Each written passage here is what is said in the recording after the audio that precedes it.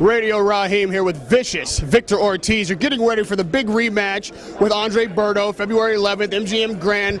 Now, Victor, there's no way we can talk without discussing what's happened in your previous fight, right? That's what's bringing you to this moment. In the previous fight, the first fight I'm talking about, you had everything on the line. It was redemption time. This may have been your last shot at glory, and you took the bull by the horns. You found that glory. You got up off the canvas and were victorious. You stepped in the ring with Floyd Mayweather and seemingly fell apart. It couldn't have been really a worse outcome for you. What I want to know is, what was the difference between the Victor Ortiz that got up off the canvas against Berto and the Victor Ortiz that lost it in the ring against Floyd Mayweather? I didn't lose anything in the ring against Floyd Mayweather. I just figured, hey, Floyd's one of the best fighters of all time in people's eyes. So with that alone, he won't hit me with my hands down. So ref didn't call time in. I looked at the ref. Little do I know, Floyd hits me. I mean, that was beyond my power.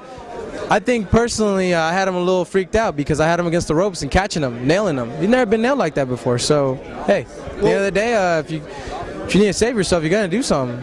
You have a big fan base out there. Your story is ingratiating to people. So the reason I'm getting into this is because people want to know what makes you tick. They love you out there. But when you went with that headbutt, and that's what started the poor chain of events, my question simply is, what brought you outside of the framework of a boxing mentality into doing something that you knew could end the fight poorly? I was trying to break his nose, 100%, because he nailed me 16 times with his elbow on my right eye, which made me close my eye. And the last one, I kept telling Cortez, elbow. He says, keep fighting, Victor, keep fighting, Victor. I said, all right. I took 4 before, and I kept calling him, elbow, keep fighting, Victor. All right, here we go. I get him against the ropes, 4th round. Boom, I'm catching him. Catches me right in my eye, one more time, on my eye, just straight in my eye. And there's even pictures of it. Right in my eye gets closed, so I unleashed the headbutt. Hey, you know what? Yeah, it was wrong. It was very wrong. But given the fact that I had asked the ref to keep an eye on that, and I told him, elbow. He kept saying, keep fighting, Victor, keep fighting. All right, you want to get dirty? I got dirty. You know what? I let the best take over. I let the best of me get away. And you know what? For that, I started feeling bad. And that's why I was like, yo, Floyd, my bad, bro. I apologize, man. So I gave him a hug. They got me to feel human once again in the ring. And when I felt human, I paid for it. Although, you know what, I take it as a learning lesson, a learning experience, and next time, it ain't going to be that. If I'm going to headbutt you, I'm going to break your nose next headbutt. All right, so now you're coming in this fight with Andre Berto. They've asked you to do Olympic-style drug testing. No problem. You may be getting a reputation as somewhat of a dirty fighter, even with what you just said. To admit that you intentionally try to break a guy's nose with a headbutt, does that concern you at all? Not at all. You started it, and you know what? You start something, you better be ready for some repercussions, because that isn't fair. How can you get away with 16 elbows and expect for someone like myself or anybody else not mention anything, not do anything about it? You can go blind from somebody hitting you, you know, especially with an elbow. That's not legal.